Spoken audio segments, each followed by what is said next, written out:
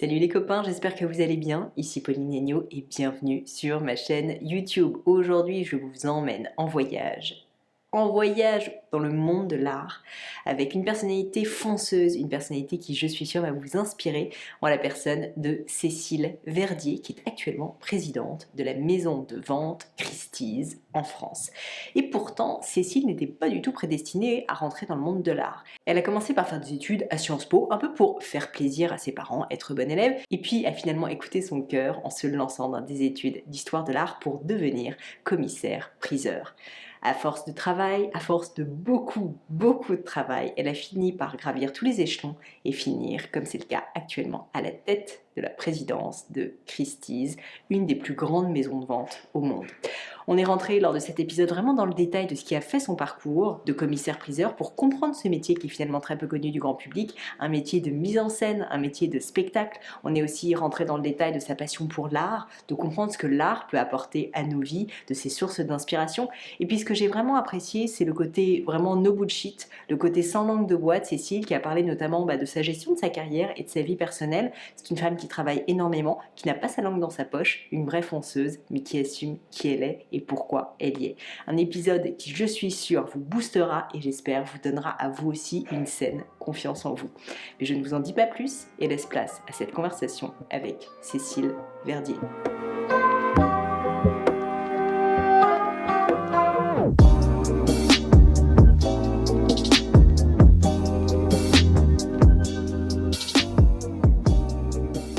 Bonjour Cécile, bienvenue sur le podcast. Bonjour, merci de m'accueillir. Eh bien, merci à vous de nous accueillir ici chez Christie's. C'est absolument fabuleux et j'ai très envie de parler de Christie's en détail. Mais avant ça, je voulais remonter aux sources, si vous l'acceptez.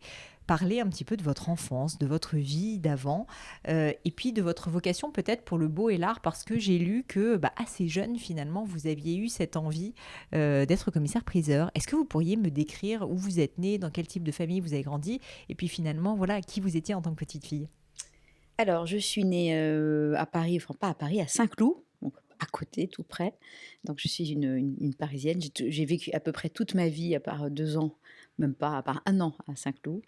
Voilà, que vous dire d'autre? Je suis une petite fille assez standard, assez classique, d'une famille assez standard, assez classique, d'une bourgeoisie moyenne classique, rien de particulier. Plutôt bonne Euh, élève en fait, je croyais que j'étais bonne élève et j'ai récemment repris mes bulletins et en fait, j'étais pas si bonne élève que ça. Mais j'avais un an d'avance, donc ça me donnait peut-être, j'avais pas forcément les notes, mais j'avais une forme de maturité qui faisait qu'on avait dû considérer que je pouvais être dans les niveaux où j'étais. J'ai été plutôt enjouée, assez vive et en même temps un peu timide, comme beaucoup d'enfants. Et que vous dire d'autre? C'est vrai que assez vite, je me suis quand même intéressée aux choses qui étaient plutôt belles, comme je veux dire beaucoup d'enfants, mais non, c'est peut-être pas le cas de tout le monde, mais mes parents m'ont beaucoup emmenée au musée, voir les châteaux de la Loire, voilà. J'ai beaucoup été baignée là-dedans. Mais mes parents ne sont absolument pas collectionneurs. Voilà, c'est une famille, encore une fois, classique, qui souhaite donner à ses enfants une culture classique dans ses différentes composantes. et vous avez eu un coup de cœur, enfin en tout cas une émotion particulière Ouais. avec le beau, avec l'art en particulier? Voilà. En revanche, j'ai quelques souvenirs très forts, hein. J'en ai 3 ou 4. Mes parents n'étaient pas collectionneurs, mais le frère de mon grand-père était un grand collectionneur. Et tous les dimanches, j'allais déjeuner, ou pas tous les dimanches, mais très souvent le dimanche, on allait déjeuner dans cette maison qui se trouvait à Saint-Germain-en-Laye et où il y avait quelques très belles choses, très beaux tableaux, mobilier classique, mais très beaux tableaux modernes. Il se trouve que quand ce monsieur est décédé, quand j'étais enfant, je l'ai vraiment, mais presque pas connu, mon père était son exécuteur testamentaire. Et donc pendant des années, on a reçu chez nous les catalogues d'une maison de vente aux enchères qui avait vendu une partie de sa collection. Et c'est mon premier contact, c'est ça. Ce sont les catalogues d'une étude de Versailles qui s'appelait Maître Blache, qui était un commissaire-priseur classique traditionnel, avec des photos de tableaux modernes. Et puis, donc ça, c'est vraiment le premier signe. Ensuite, c'est des week-ends à m'ennuyer dans une maison de campagne et à redécouvrir des connaissances des arts et me plonger dans ces numéros qui à la fois montraient des tableaux, des œuvres, mais qui aussi montraient des maisons, des intérieurs. Très tôt, je me suis intéressée à l'intérieur. J'aurais pu m'intéresser à être, en fait, d'être décoratrice. Je ne le suis pas particulièrement en termes de talent, mais en revanche, c'est quelque chose qui m'a toujours beaucoup intéressée. Les intérieurs, l'histoire du goût. Euh, Deuxième chose, j'ai un souvenir aussi très fort d'enfance d'une balade au château de Chenonceau avec une exposition Lalanne et des moutons sur le pont. Alors j'ai à la fois le souvenir de l'exposition et d'une grande affiche qu'on avait achetée qui devait être dans cette fameuse maison de campagne qui n'était pas située très loin. Voilà, ça c'est une image forte qui est restée. Et puis un petit clin d'œil étonnant, je me souviens parfaitement que pour, je ne sais pas si c'est pour mes 10 ans, 11 ans ou 12 ans, mon grand-père, donc pas du tout lié à celui à cette famille-là, mais de l'autre côté de ma famille, me demandait ce que je voulais. Et je l'avais entraîné dans un magasin qui vendait des luminaires et je voulais une lampe de style. Je ne voulais pas et je suis même allée jusqu'à vouloir une poignée de porte de style dans un immeuble moderne. Je voulais une espèce de poignée de porte en bronze doré de style Louis XV, complètement rocaille. Mes parents trouvaient ça très curieux, voilà. Donc ça a commencé comme ça, en mettant sur la poignée de ma porte de ma chambre, d'un appartement, joli appartement mais moderne, une poignée de porte rocaille. Donc vous aviez des prédispositions. En tout cas, ça me fascinait, ça m'intéressait. Donc j'allais vous demander justement si vous aviez une période en particulier, peut-être dans le milieu de la décoration, de l'intérieur, qui vous plaisait à cette époque et qui vous plaît toujours d'ailleurs. Alors je pense qu'à cette époque, j'avais pas d'idée particulière. J'avais la chance d'enfant de voir des beaux tableaux modernes dans des intérieurs extrêmement classiques, du mobilier 18e très classique. Mais il y a deux éléments, c'est que donc j'ai fait Sciences Po et très vite, je me suis passionnée pour la période de l'entre-deux-guerres, les années 20, les années 30, à la fois parce que les objets racontaient, c'est-à-dire cette grande qualité extraordinaire qui sont un petit peu les successeurs des grands cabinet makers, comme on dit, du XVIIIe siècle, mais dans des formes complètement modernes. Et puis parce que c'était lié à l'histoire de cette époque-là. Donc une imbrication toujours pour moi entre la grande histoire et l'histoire des arts décoratifs, comment on vit, l'évolution des mœurs, les évolutions sociologiques, qu'est-ce que ça raconte sur les objets. Voilà, toujours ce qu'on dit chez nous, le big picture, voilà, le cadre général dans lequel on se situe et pas uniquement l'objet. C'est l'objet dans un environnement global. C'est toujours ça qui m'a intéressé, cette relation. Et dans les années 20 et 30 aussi, c'est l'apparition de beaucoup de nouveaux matériaux. Et les nouveaux matériaux, c'est aussi du coup des nouvelles formes qu'on peut réaliser. Donc enfant, j'avais pas de goût particulier, mais très vite, je me suis intéressée à cette période-là, au XXe siècle, sous la forme des objets. Et puis quand je me suis retrouvée stagiaire à Drouot, alors je ne connaissais que les tableaux modernes ou à peu près, le monde des objets m'a fascinée parce que vraiment le monde des objets c'est quelque chose qui est beaucoup plus immédiat finalement, qui parle à tout le monde. On vit avec des objets, ils sont plus ou moins beaux, plus ou moins de qualité, mais derrière ces objets il y a la main de l'homme, il y a un savoir-faire et le travail des artisans, des restaurateurs. C'est quelque chose que j'ai complètement découvert en étant stagiaire et je me suis plongée dans cet univers du travail de la main. Quand vous étiez plus jeune, à un moment donné, d'après ce que j'ai lu, mais peut-être que je me suis trompée, vous commencez à envisager justement une carrière dans le monde de l'art, ou en tout cas, si j'ai bien lu, justement, je crois spécifiquement à une carrière de commissaire-priseur. Ah, j'ai très tôt voulu être commissaire-priseur. Et En donc, fait, à cause de cette historique, finalement... alors je pense que c'est un peu tout ça. Je me souviens en seconde première, quand on commence à parler des orientations. Donc on vous parle, je me souviens, les conseils d'orientation vous parlent de BTS, de prépa, d'université. Je dis, ah non mais moi, je ne sais même pas ce que c'est.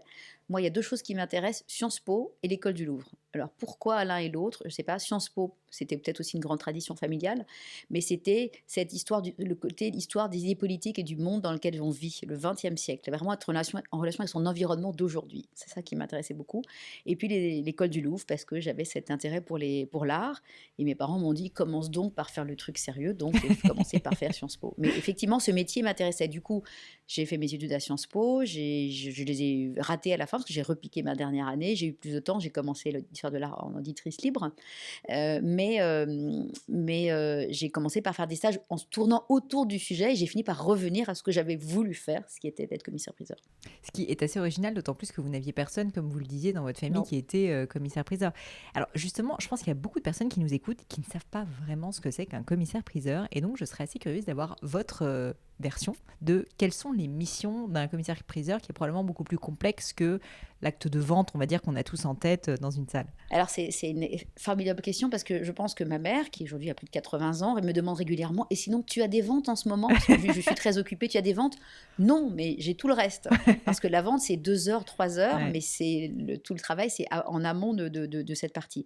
Et avant de vous répondre en détail sur le commissaire-priseur, moi, ce qui m'a plu aussi, et pourquoi j'ai dû aimer ce métier quand j'étais enfant, c'est que j'ai fait énormément de danse classique. Alors, ça a l'air d'être très éloigné, mais le côté spectacle de la vente aux enchères, c'est une donnée qui m'amusait énormément, qui devait me fasciner. Ce côté mise en scène, ce show, donc ce côté, voilà, un peu je dis pas chanteuse, j'ai un micro à la main aujourd'hui, c'est pas ça, mais vraiment ce côté on stage et Ouais. puis d'être chef d'orchestre de quelque chose. C'est ça qui m'intéressait, je pense aussi beaucoup. Alors mon métier, c'est quoi? Parce que je suis commissaire-priseur aujourd'hui, même si je ne fais pas que ça, mais un commissaire-priseur, il travaille de façon indépendante, donc il a monté sa propre étude, comme on dit, soit comme ce qui est mon cas aujourd'hui et de quelques autres personnes dans la maison chez moi, il est salarié d'une grosse maison de vente. Du coup, on n'y fait pas exactement la même chose. Ce qui est commun, c'est qu'on cherche des objets et qu'après on va s'occuper de la mise en musique de tout le processus pour les vendre. Donc chercher des objets, c'est quoi? C'est de connaître des clients, des gens qui vont vous en confier. C'est une fois qu'on les a identifiés, donc entretenir ces relations avec ces personnes qui ont des objets, donc ouais, identifier, savoir où on va trouver des œuvres, entretenir ces relations avec les gens. Ensuite, le jour où on vous les confie, vous assurer qu'ils sont bons. Donc un énorme travail avec les experts pour savoir ce qu'on a dans les mains. Et puis une fois qu'on est sûr qu'on sait bon, faire toutes les recherches, en tout cas travailler avec les experts pour s'assurer que toutes les recherches sont faites, qui ont pour but à la fois de savoir ce qu'on vend et de le valoriser au maximum. Ensuite, il va falloir faire un catalogue. Donc comment on présente le catalogue, comment on va choisir la photographie, quel est le photographe, comment on va organiser tout ça. Qu'est-ce qu'on va mettre avant, est-ce qu'on va mettre après, dans quel ordre on va le placer le catalogue, toute cette conception d'un document physique, qui aussi maintenant se retrouve en digital. Et puis après l'exposition, à quoi va ressembler l'exposition? Comment on va exposer? Pendant combien de jours? À quelle heure? À quelle heure on va faire la vente? Est-ce qu'on va exposer dans un salon, 2 salons, 3 salons? Est-ce qu'on va peindre les murs en rouge? Et puis ensuite, comment on va promouvoir tout ça? Est-ce qu'on va faire un cocktail, un dîner? Est-ce qu'on va juste téléphoner à beaucoup, beaucoup d'acheteurs pour qu'ils viennent acheter les objets? Et puis ensuite, il va y avoir le moment de la vente avec son petit marteau. Le fameux. Donc on fait cette vente. Les vendeurs nous ont confié leurs intérêts, nous ont demandé de défendre les objets. Donc, on a une estimation, il y a un prix minimum en dessous duquel on ne va pas vendre l'objet. Donc, tout notre travail, c'est de le vendre le plus cher possible, puisque le commissaire-priseur il touche une commission de la part du vendeur et de l'acheteur. Nous ne sommes que des intermédiaires, nous n'achetons pas d'objets. Donc, c'est la vente. Et puis, une fois que la vente est passée, il faut faire un communiqué de presse pour faire savoir à la presse que ça s'est bien passé. Et puis, en plus, il faut s'assurer que la comptabilité va bien encaisser l'argent auprès des vendeurs. Alors, en général, avant la vente, on a vérifié que les gens qui allaient demander à être appelés pour enchérir étaient solvables. Et puis après, on va s'assurer que les acheteurs vont payer et puis qu'ils ont eu un devis de transport et puis que l'objet n'a pas été cassé entre-temps, il n'y a pas eu un problème quelconque et si c'est le cas, de le faire restaurer. Et puis on va payer les vendeurs.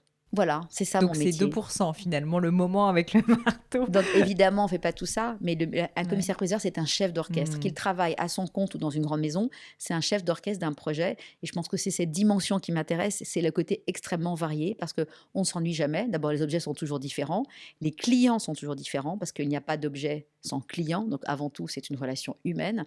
Et puis, ça change tout le temps. Il faut s'adapter. Et le métier a beaucoup, beaucoup de composantes opérationnelles très différentes.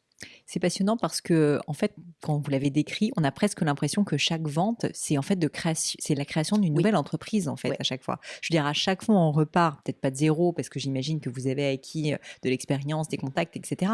Mais il faut quand même se reprojeter en avant, il faut se réinventer, il faut faire des choses différemment.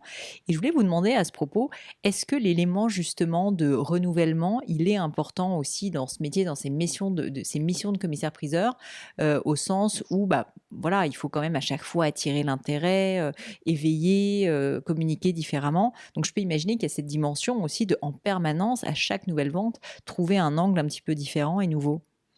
Alors oui, absolument. Ce métier, il est vieux comme le monde. Il existe depuis très, très, très longtemps. On le fait chaque fois, enfin, on ne le fait plus de la même façon aujourd'hui qu'on le faisait même il y a 10 ou 15 ans. Mais même en un temps T, même si aujourd'hui le monde s'accélère, dans les années 40 ou 50, à chaque fois, votre vente est différente parce que l'objet est différent, votre client est différent. Vous essayez de comprendre comment vous allez le convaincre de vous donner l'objet à vendre, et ça, c'est quand même une aventure parfois.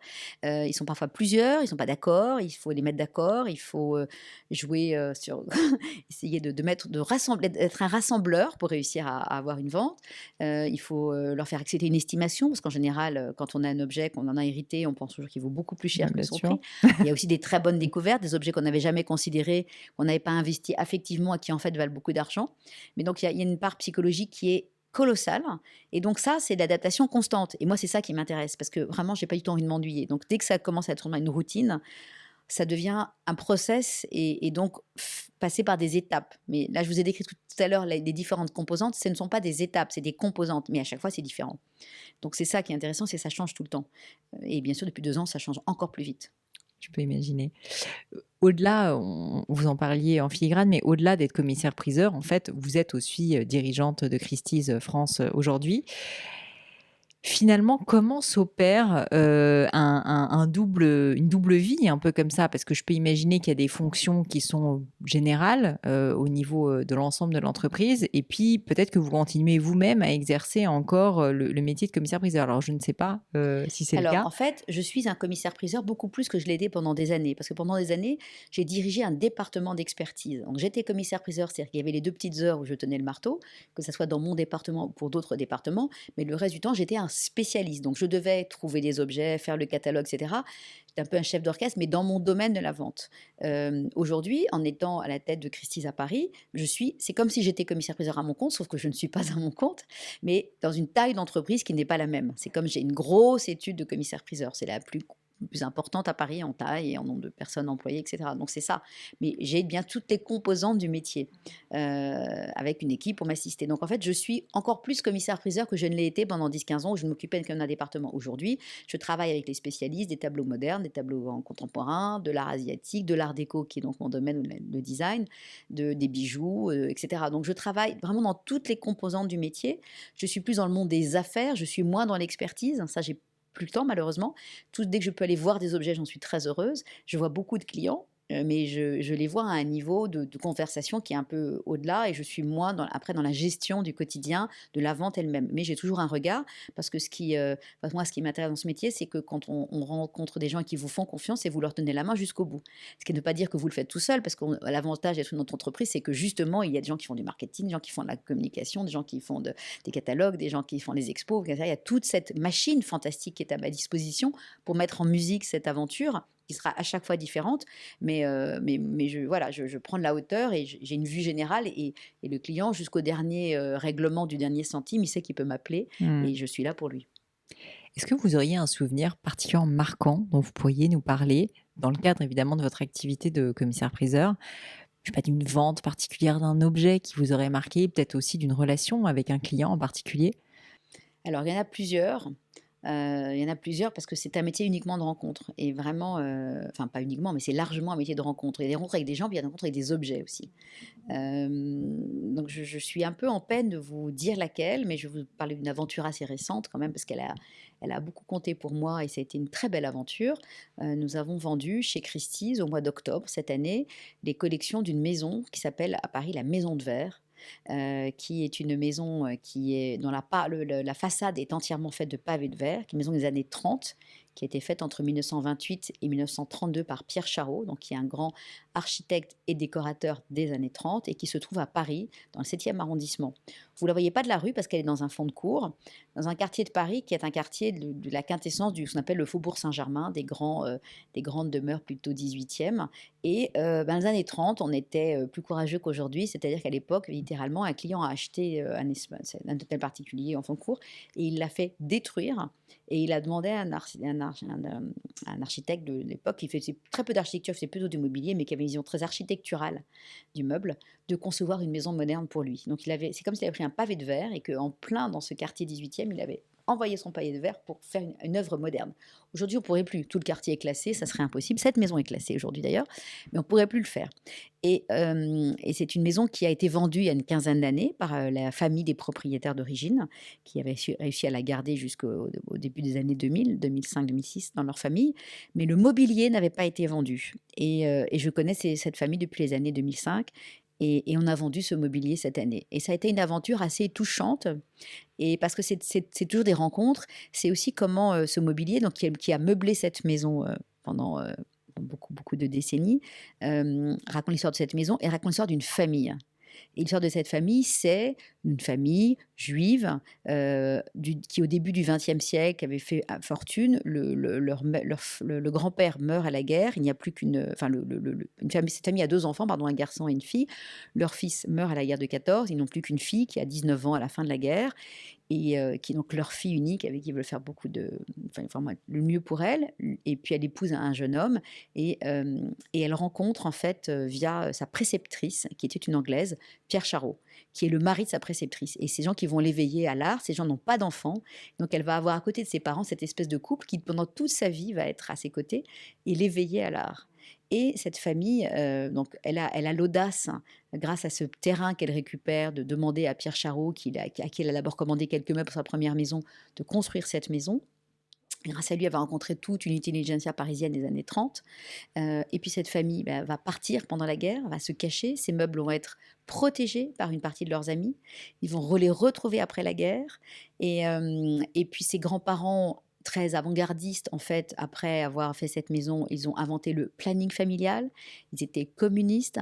Donc ça raconte l'histoire des idées. C'est un peu le fil rouge dont je vous parlais, c'est-à-dire que vous avez la grande histoire qui est le nazisme, l'antisémitisme, le communisme, les avancées culturelles, et puis une histoire d'une famille qui était imbriquée dans cette histoire et qui est comme résumée dans cette maison avec ce mobilier complètement avant-gardiste. Donc voilà, ça c'était très intéressant de raconter cette histoire avec cette famille et de voir comment un lieu peut définir une famille. Ouais. Et une époque. Et une époque. Je voulais rebondir dessus parce qu'à plusieurs moments, vous nous avez parlé de cette grande histoire et je suis obligée de vous poser cette question de, pour vous, quelle est la valeur principale, la valeur maximale qu'apporte l'art? Alors, c'est une question très large, difficile, mais je sens bien dans vos propos finalement que l'art qui parfois est considéré comme quelque chose de parfaitement inutile, de superficiel, quelque chose d'esthétique, en fait c'est autre chose pour vous. Et donc je voulais avoir en fait vos mots, simplement comprendre qu'est-ce que l'art vous apporte à vous. Alors c'est tout à fait vrai et je pense qu'en plus les 2 années qu'on vient de passer l'ont encore plus révélé. Pendant 2 ans, les gens étaient enfermés chez eux. Qu'est-ce qu'on a vu arriver, nous, dans notre métier? Des gens qui passaient leur vie sur internet, qui d'abord en général nos clients, des gens qui voyagent beaucoup, qui ont plusieurs maisons, qui là se sont trouvés bloqués dans leur résidence secondaire, qui passaient leur vie sur internet et puis qui ont commencé à se dire: «Bon, qu'est-ce que je pourrais faire? Ah tiens, mais mon salon, j'en peux plus de ces fauteuils, il faudrait les refaire. Ah mais on pourrait acheter». Qu'est-ce qu'il y a à vendre en ce moment? On a vu les gens commencer cette première échappatoire, les ventes aux enchères en ligne qui ont décollé, qui existaient. Ça fait 10 ans qu'on vend en ligne, mais qui ont décollé parce que les gens étaient captifs, ils avaient du temps et puis c'était l'occasion de s'occuper de son intérieur. On a vu aussi beaucoup d'expositions, beaucoup de musées qui se sont mis à l'heure digitale et c'était un moyen de s'évader en fait tout simplement. Vous étiez dans vos 4 murs et tout d'un coup vous vous dites: «Je peux sortir». Alors vous pouvez aussi regarder des vidéos pendant toute la journée, je l'ai fait aussi, hein, j'ai regardé des feuilletons, des séries, je l'ai fait.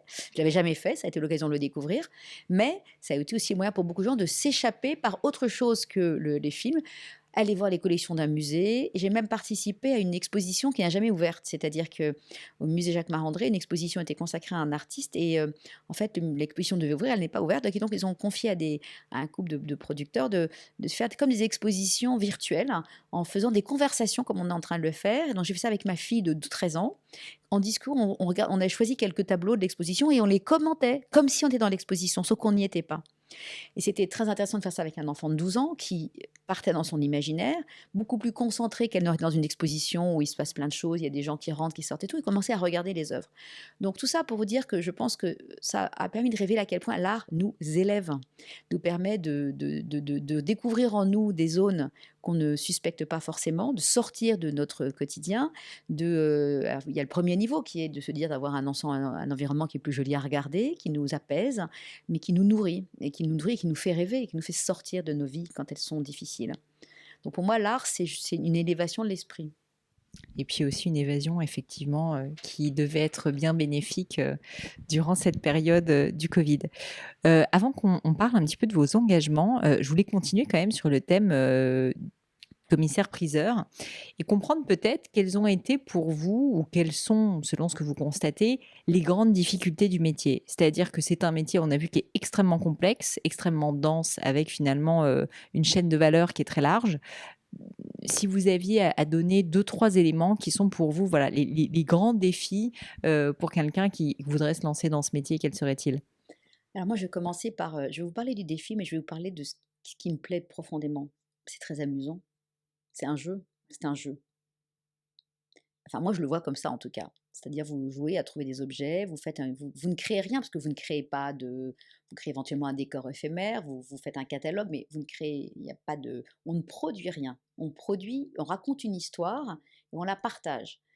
Et ça, c'est la première étape. Et quand on est au marteau, c'est un jeu de rôle. Vous êtes avec votre petit marteau et vous avez une salle devant vous, vous avez des gens au téléphone, vous avez des gens sur Internet que vous ne voyez pas, c'est que vous regardez mais vous ne les connaissez pas. Vous êtes dans un espèce de jeu et de dialogue avec plein de personnes. Et c'est un grand comédien de théâtre anglais qui m'a appris le métier vraiment le commissaire-priseur dans sa dimension tenir le marteau, qui m'a fait vraiment prendre conscience de cette partie jeu. Et cette partie jeu, elle me sert pour tout le reste. C'est-à-dire, quand vous êtes, il m'a dit, mais Cécile, quand vous êtes au marteau, qu'est-ce qui se passe? Avec qui êtes-vous en relation? Ma première réponse a été dit, ben, voilà, la salle, les gens qui sont dans la salle, les gens qui sont au téléphone, oui, mais plus avant. En fait, il me dit, vous êtes en relation avec la salle comme une entité globale, avec chaque personne de la salle, parce que quand vous les regardez, vous enchérissez avec eux, c'est à eux que vous parlez, donc vous êtes de leur côté. Une amie d'après, vous êtes avec celui d'à côté, parce que votre objectif, c'est de faire le plus gros prix, donc de passer votre temps à parler individuellement à chacun. Donc, il y a les téléphones, mais derrière les gens au téléphone, vous avez les gens qui sont au téléphone avec vos collègues qui sont au téléphone, que vous ne voyez pas, mais vous essayez d'établir un lien avec eux.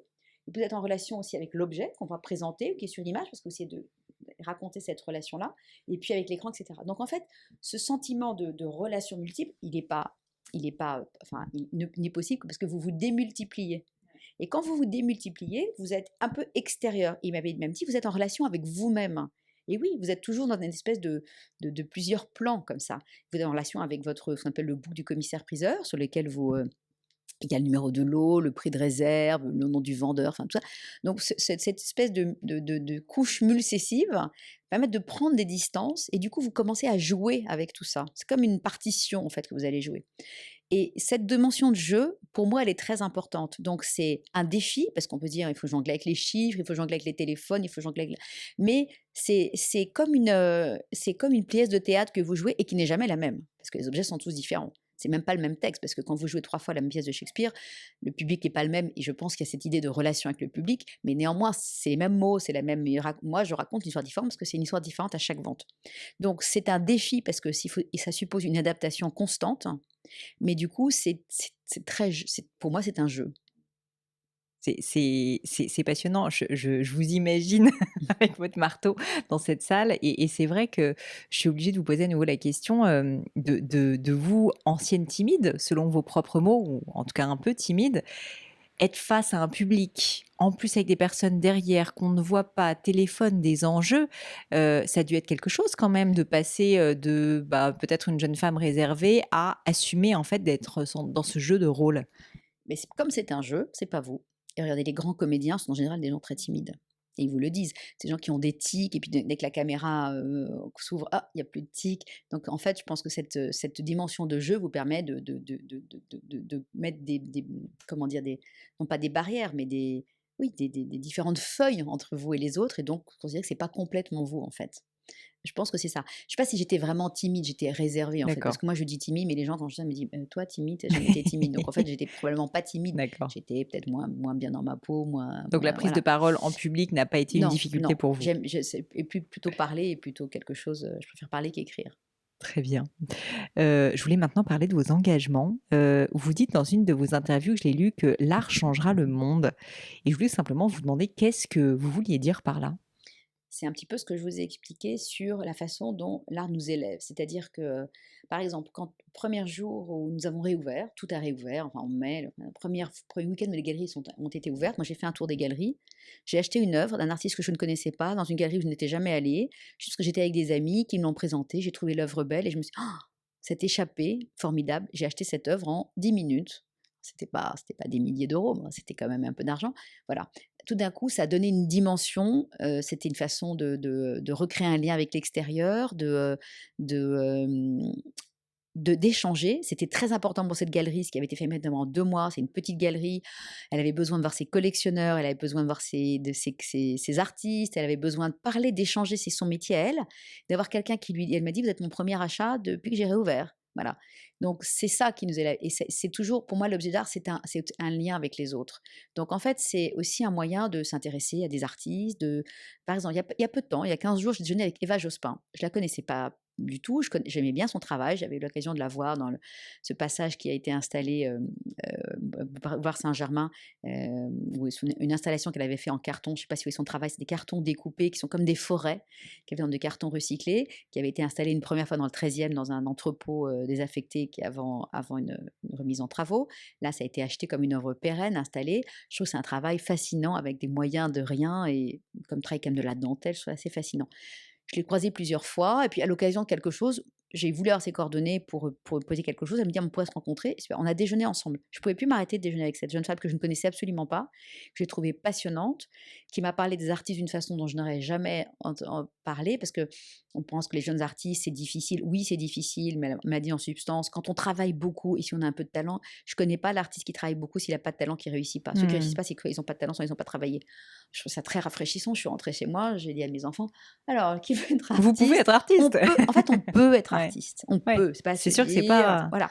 Hem, et puis j'ai compris toute l'économie autour. Donc en fait, l'art sauvera le monde, c'est que c'est un moyen de communication entre les gens. C'est un vecteur de communication avec les autres, ouais, d'ouverture du dialogue aussi. d'ouverture, de curiosité, d'ouverture aux autres, de s'ouvrir sur ce qui passe autour de vous et de pas avoir peur. Ouais.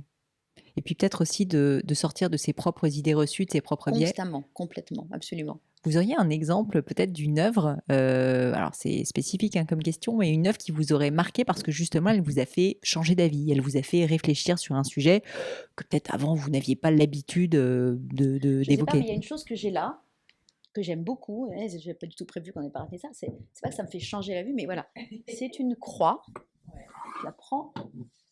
C'est une croix, comme ça, a priori, bon, c'est quand même une croix un peu particulière, d'un artiste qui s'appelle Alexandre Noll.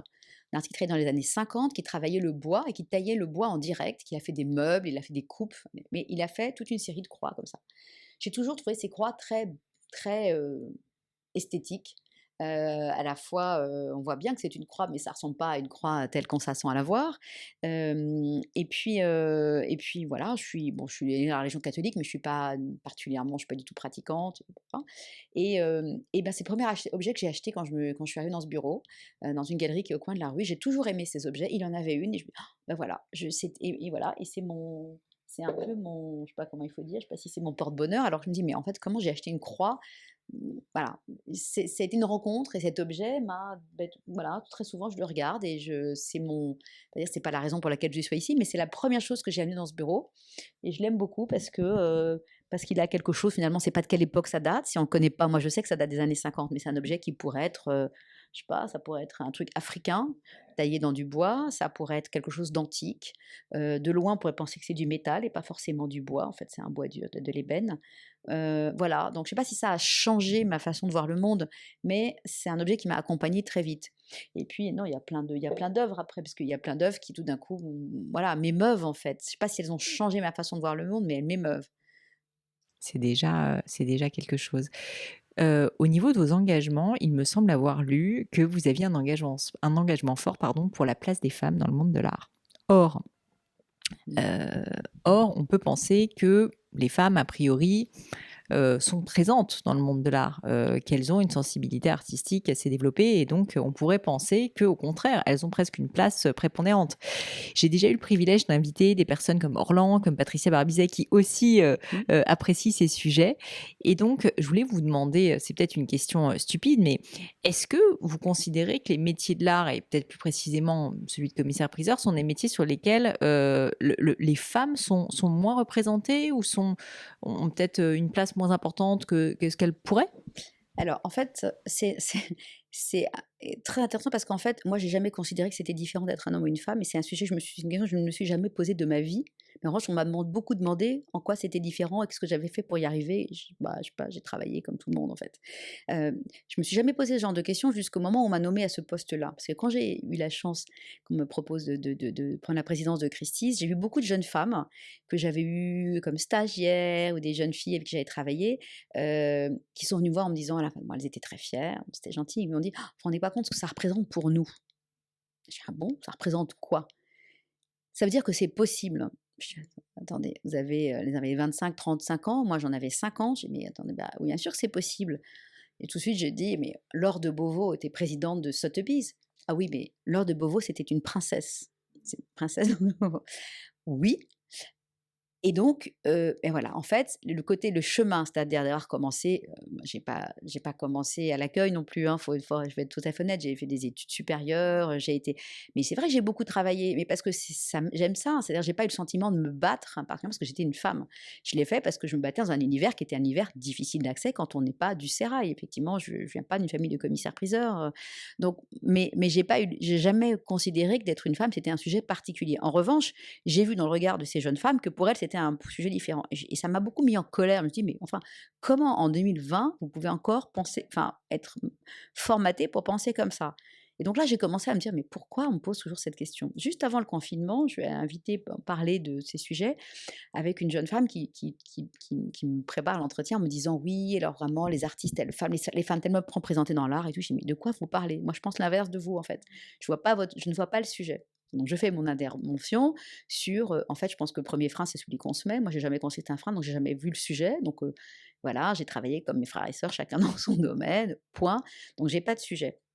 Mais je me suis rendu compte que pour beaucoup de femmes, ça l'était. Et je me suis dit: «Mais pourquoi, en fait? Pourquoi?»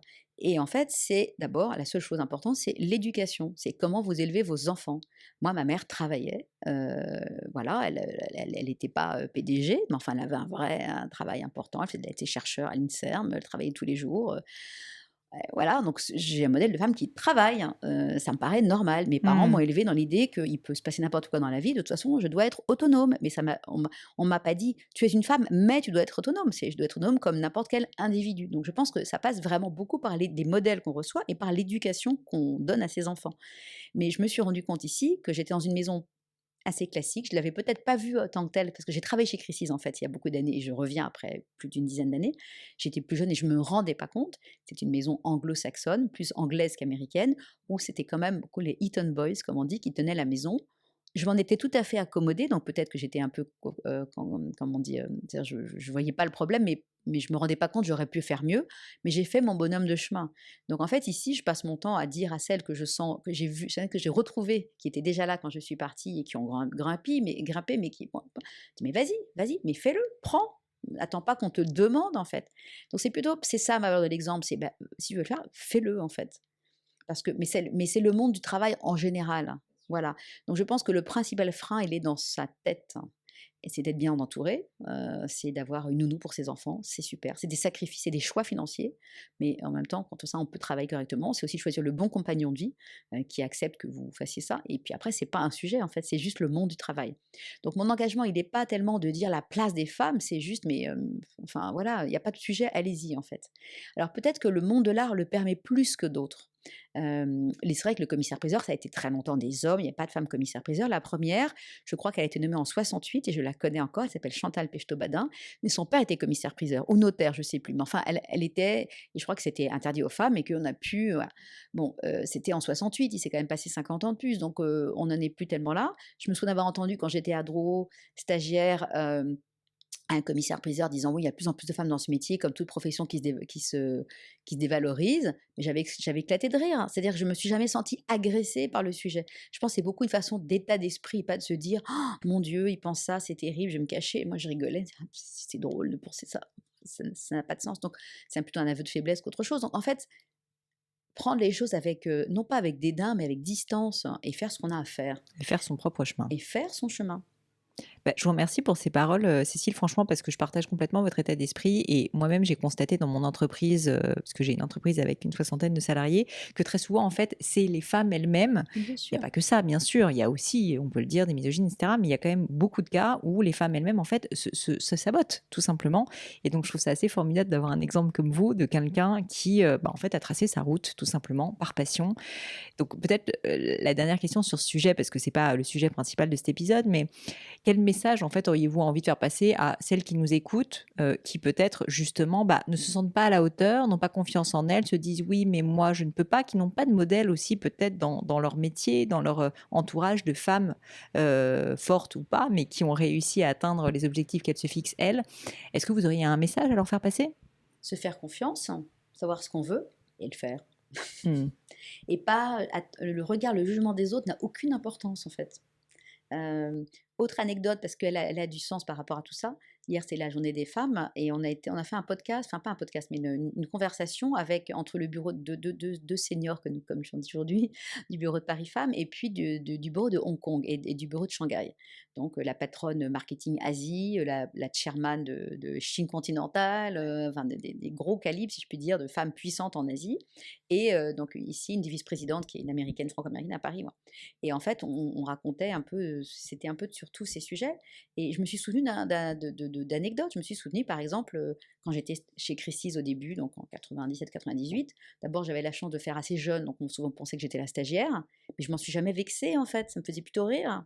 Et quand peut-être certains spécialistes ont pu déjà, mais en fait, je n'ai jamais considéré que ça m'interdisait de faire quelque chose. Je l'ai toujours pris comme un défi et comme une sorte de pirouette avec humour. Voilà.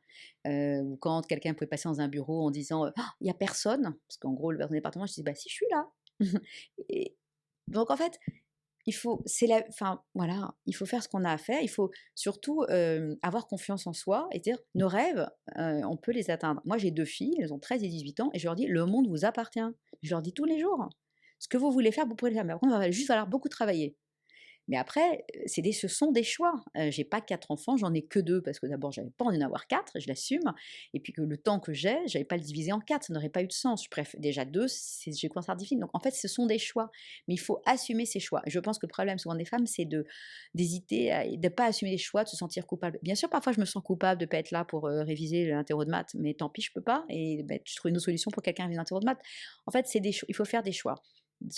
Une conférence récemment, une jeune femme m'a dit: vous pensez qu'on ne peut pas faire carrière en rentrant chez soi à 18h30? Je dis: bah non, on ne peut pas. Ou alors vous travaillez après le dîner, mais moi j'ai toujours détesté ça. Mais enfin, c'est juste travailler en fait. C'est pas une question d'homme ou de femme. Bien sûr, et il n'y a pas de jugement. Certains peuvent vouloir rentrer toute leur vie à 18h30 et c'est très bien, Et et il il n'y n'y a a pas de aucun problème, jugement. chacun ses choix. Mais c'est ça. Mais on par peut contre, il pas. faut les assumer et pas s'en plaindre. Il ne faut pas vouloir le beurre et l'argent du beurre. Complètement Voilà. d'accord. Pour terminer, j'ai toujours des petites questions un petit peu personnelles à la fin du podcast, je vous préviens. La première, c'est est-ce que dans votre vie, vous auriez vécu un grand échec ou un grand moment de doute? Et en fait, les conséquences de cet échec et surtout les enseignements que vous en avez tirés? Bon, j'en ai plein, comme tout le monde, parce que je pense que les choses qui nous font avancer, c'est ça, justement. J'ai même 3 exemples très Alors, différents. allons-y. Il y en a qui sont assez personnels. Je me frotte les mains. Pardon, mais le premier, c'est que j'ai un petit frère qui n'est plus là. Voilà, c'est un enfant qui n'a pas eu la chance de continuer à vivre. Il est mort, il avait 5 ans, voilà. Je m'en suis souvent voulu. Pourquoi moi, je suis là et lui, il est plus là. Et donc, c'est un chemin difficile. C'est fou parce que je vous parle de ça, alors que c'est quelque chose que je vis très bien. Mais bon, se dire, bon, voilà, ça, moi, j'ai vécu. Je pense que ça m'a donné une force colossale dans la vie. Parce que s'assumer, je me suis dit, moi, j'ai la chance d'être là, je vais en profiter, je vais faire ce que j'ai à faire. Et je me suis sentie très protégée en me disant, moi, il m'est rien arrivé. Je suis là. Donc voilà, ça, c'est un truc assez définitif dans la vie. Ça aurait pu être des trucs de très destructeurs. Ça m'a pas détruit, ça n'a pas détruit mes parents non plus, ce qui est aussi probablement un modèle de se dire que dans la vie, il y a des choses difficiles, on peut être très privilégié, mais néanmoins vu des choses horribles, ben on avance. Quoi. Et il y a plein de choses formidables à trouver sur le chemin. Voilà, donc ça, c'est peut-être le premier truc.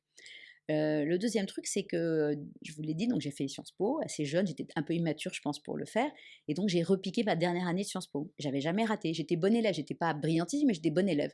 Puis un jour, vous ratez. Vous ratez, c'est un truc horrible, je savais pas ce que je voulais faire, j'étais dans un état d'angoisse, j'ai vécu une année très difficile. J'ai découvert aussi que vivant dans une famille, on m'avait toujours dit, comme le bac, on le donne, va falloir beaucoup travailler. Mais j'avais toujours travaillé, mais que là, quand j'ai raté, mais ils ont été premiers à me dire: «Mais c'est pas grave! Ah bon, c'est pas si grave!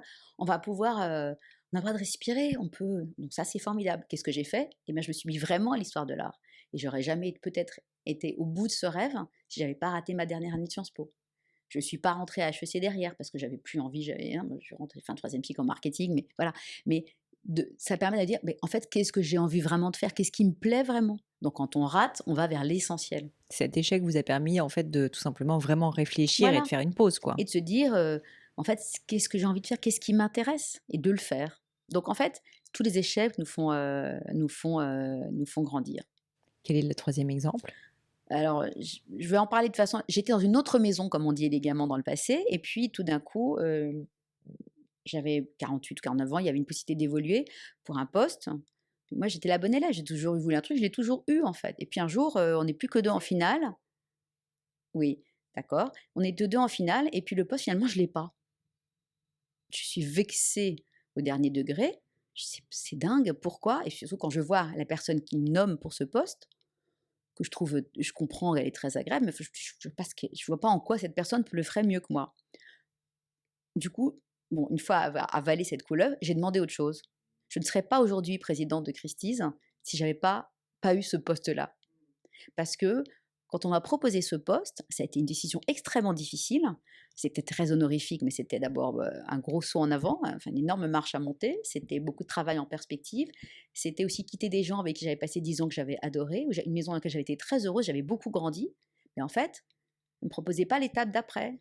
Bon, ben, qu'est-ce que je fais? Est-ce que je me dis, on me propose ce truc, c'est formidable, regardez comme un rêve inassouvi de ne pas l'avoir fait, avec éventuellement des regrets de me dire j'aurais dû le faire, ou me dire ça va être dur, mais on me le propose, si on me le propose, c'est qu'ils pensent que je suis capable de le faire.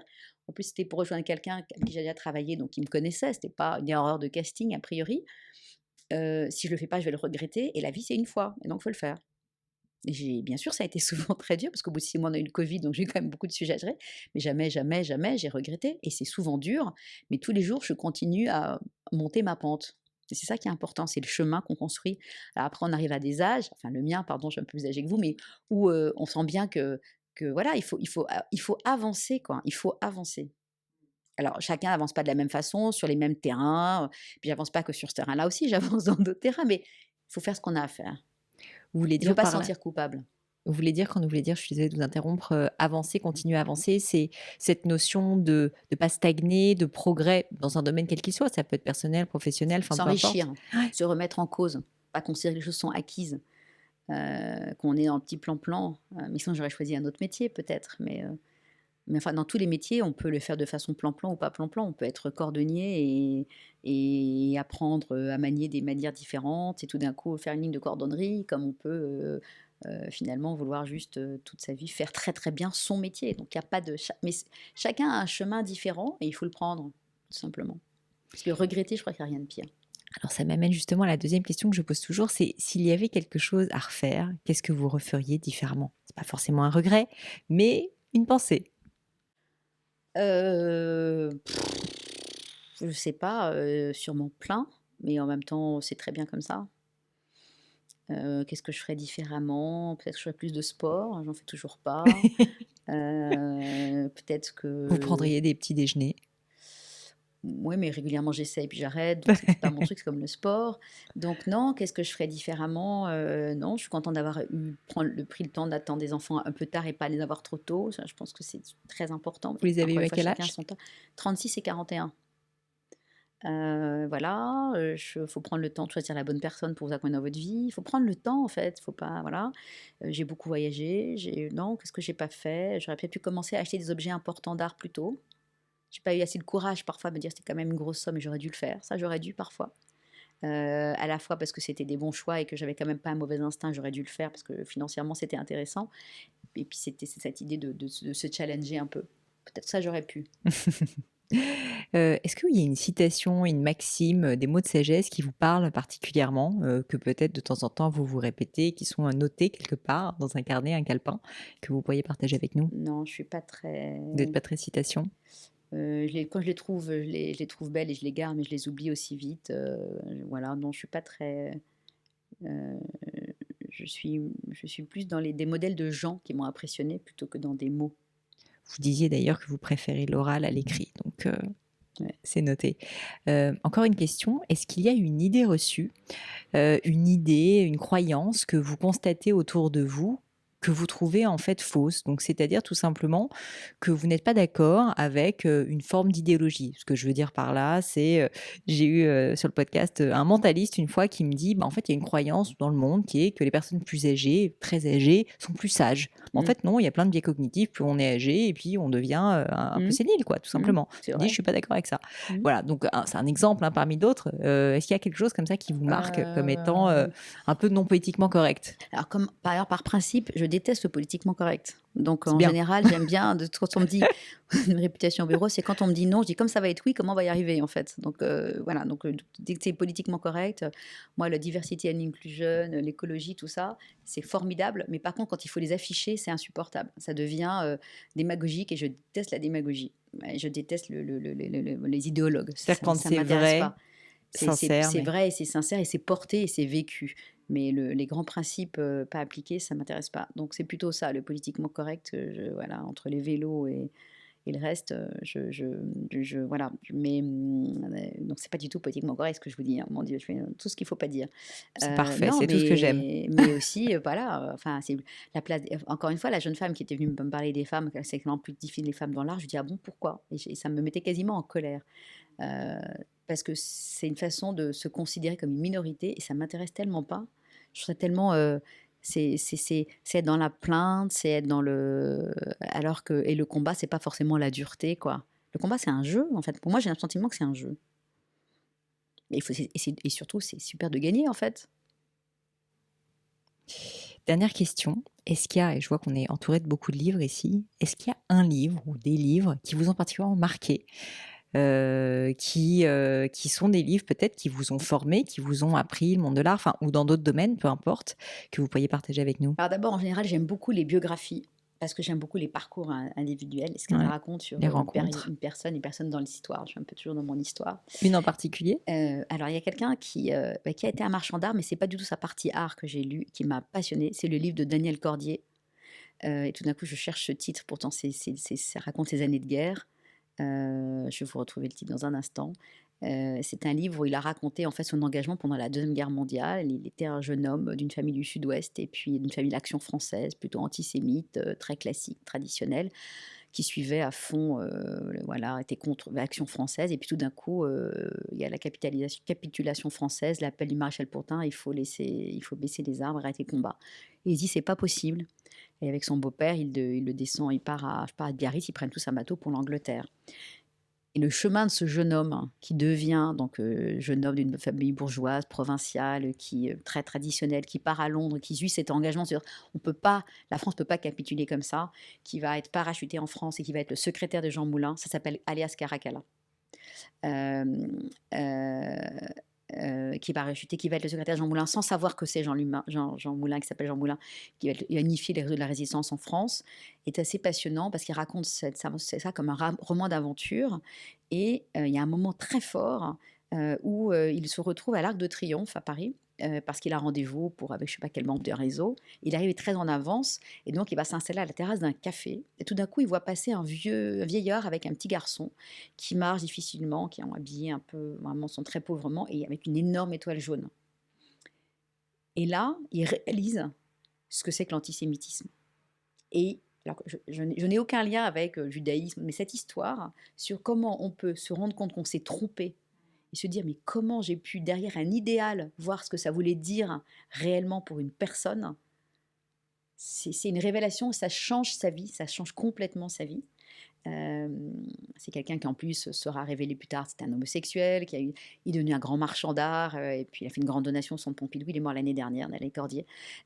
C'est un livre qui m'a vraiment beaucoup remué sur le côté on prend en main son destin et on fait des choix et on n'a pas peur et on peut se renier, on peut avoir fait des erreurs. C'est un livre formidable à lire probablement pour des jeunes adolescents. Moi, je n'avais pas lu ce livre à 17 ou 18 ans. C'est un vrai roman d'aventure, mais très positif. Pourtant, le héros meurt, parce que Jean Moulin est capturé et meurt. Mais c'est un livre qui vous sort de votre dimension, de vos petits tracas, de vos plaintes. Vous êtes vraiment dans la grande histoire et vous mesurez que ces gens-là ont eu un courage fou. Alors peut-être qu'en plus, je vous raconte ça avec ce qui se passe en ce moment, mais même pas parce que c'est un livre que j'ai lu dans mon année. J'ai eu une année de battement dans laquelle je ne travaillais pas. J'ai lu beaucoup de livres. J'ai lu beaucoup de biographies parce que j'aime bien cette dimension à chaque fois. Mais celle-ci, elle était passionnante pour ce que ça racontait sur le chemin de chacun. Ça donne absolument envie de le dévorer et je vous remercie parce que je ne connaissais pas, donc c'est bien noté. Cécile, merci mille fois pour tout ce que vous avez partagé avec nous. Pour terminer, si jamais on veut suivre Christie's, bien sûr, ça se passe sur Internet, sur le site Internet. Ça se passe aussi sur les réseaux sociaux, bien sûr. Bien sûr, ouais. Et vous, à titre personnel, si jamais on veut vous stocker, suivre un peu vos actualités, ça se passe peut-être sur LinkedIn ? un petit peu? Alors non, j'y suis, mais j'y vais jamais parce que je suis pas du tout aux réseaux sociaux, mais Instagram, j'ai un Instagram que privé. Ah, Et je suis pas sur Facebook parce que non, je n'aime pas les communautés. Moi, j'aime les individus et j'aime les images, donc je suis sur Instagram. d'accord. Et les C'est Cécile Instagram de Verdier, tout Christy, simplement? ça s'appelle 16 Verde 1. 16 Allez, Verde 1. 16 Verde Très 1. bien.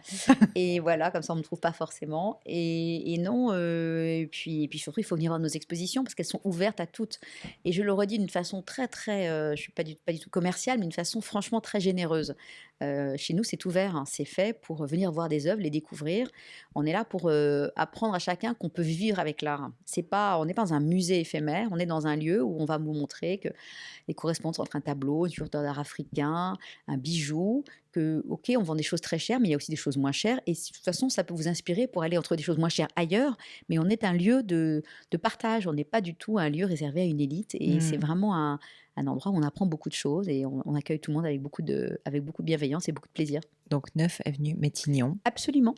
On peut pousser la porte. Il ne Mais faut pas quand avoir vous peur. voulez. Au D'ailleurs, maintenant, on contraire. a une grande vitrine sur la rue, donc on a quand même l'impression qu'on est plus ouvert sur l'extérieur et qu'on peut vraiment rentrer un peu comme dans une boutique, même Le sans message. acheter. Exactement. Le message est passé. Merci mille fois, Cécile. Je vous remercie. À bientôt.